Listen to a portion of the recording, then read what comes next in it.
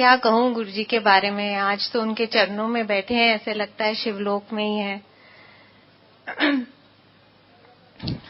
जैसे नारंग अंकल ने कहा कि गुरु जी कहते रहे कि मैं शिव रूप हाँ, शिव दे दर्शन कर रहे हो, फिर भी we never took him seriously.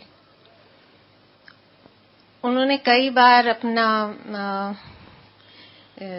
रूप के बारे में कहना कहा, लेकिन हम समझ नहीं पाए। उन्होंने हमें इतना प्यार दिया, like a father, like a friend, like a sister, like a brother, in every form, कि हम उनको उस ह्यूमन रूप में ही लेते रहे। वो ऐसी मोह माया में डालते रहे कि हम उनको पहचान ही नहीं पाए। जब समझ आई, जितनी भी आई, तब बिल्कुल हम मुंह बंद हो गए हमारे। नहीं तो हमेशा एक लिस्ट रहती थी कि आज गुरुजी के यहाँ जा रहे हैं, आज ये मांगेंगे, आज ये कहेंगे, आज ये कहेंगे। एक दिन मैं गुरुजी के यहाँ गई, देखती थी कि संगत आती है पंजाब से, दिल्ली से। तो गुरुजी उनसे खूब बातें करते हैं। तो आज मैं भी जाती हूँ, बेटे की तबीयत काफी खराब रहती है। तो जैसे मैं गुरुजी के पास गई और कहा, गुरुजी मेरा बस कंप्लीट ही नहीं कर पाई, and he shouted, he said इत्थे आके ना गल करी दी, कम खराब कर लेंगी, जा पीछे जाके बैठा। I went behind, sat down, very disappointed कि अगर गुरुजी को नहीं कह सके तो फिर किसको कहें, और मैं कल से तो नहीं आने वाली। But as it is said कि you can come and you can go only by his will and wish। बस मैं आती रही और आती रही, और गुरुजी ने एक मिरेकल ही किया मेरे साथ। 3 साल लग गए, मैं कुछ नहीं बोली गुरुजी को। एंड आफ्टर 3 years एक दिन गुरुजी ने मुझे कहा कि एक गिलास पानी ले आ। जब एक गिलास पानी ले गई तो आधा गिलास पी लिया और कहा कि जाके बेटे नु पिला दे। मैंने कुछ भी नहीं कहा था गुरुजी को, बट नाउ वी नो कि उनको कुछ कहने की जरूरत ही नहीं थी कभी भी। वो आधा गिलास जो पानी का जल, प्रसाद, अमृत जो बेटे ने लिया, उसके बाद उसकी सारी प्रॉब्लम दूर हो गई।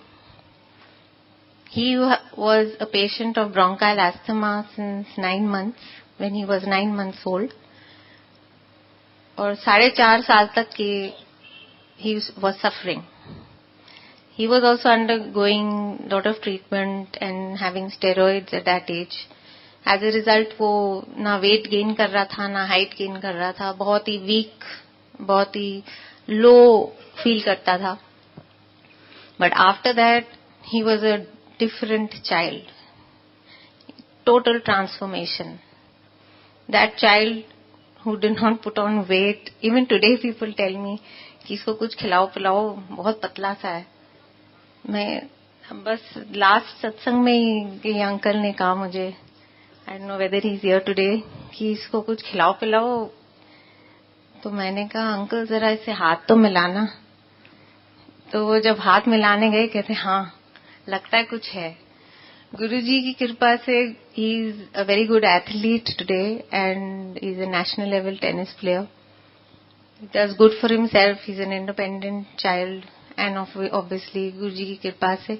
गुरुजी टोल्ड मी नजारे देखी चल, तो बस हम देख ही रहे हैं। Like this, Guruji has treated my father-in-law who had an heart attack, and he's absolutely fine today. I would not like to say how and all that happened, but after that, after good 4 years, Guruji one day told me कि अपने सोरे नु ले आ। मुझे था कि daddy तो आते रहते हैं सत्संग में, मतलब एम्पायर स्टेट।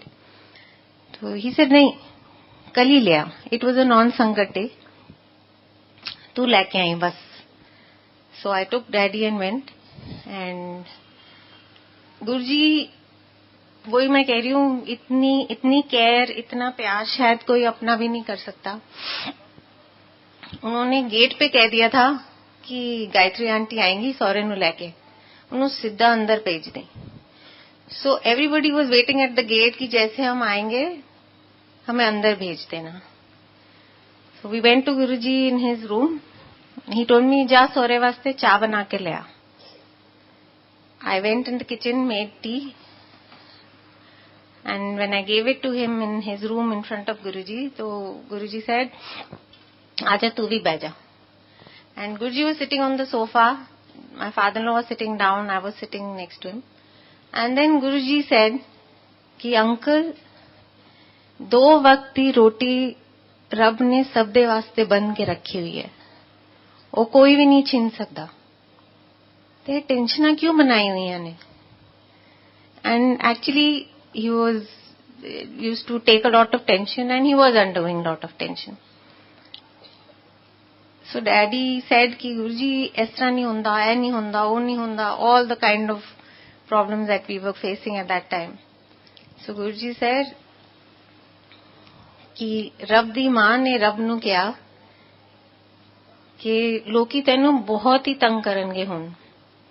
ते रब ने कहा, मैं गुरु नू भेज दिता है, हुण लोकी उन्नू तंग करनगे, ते मैं इत्थे ही हां,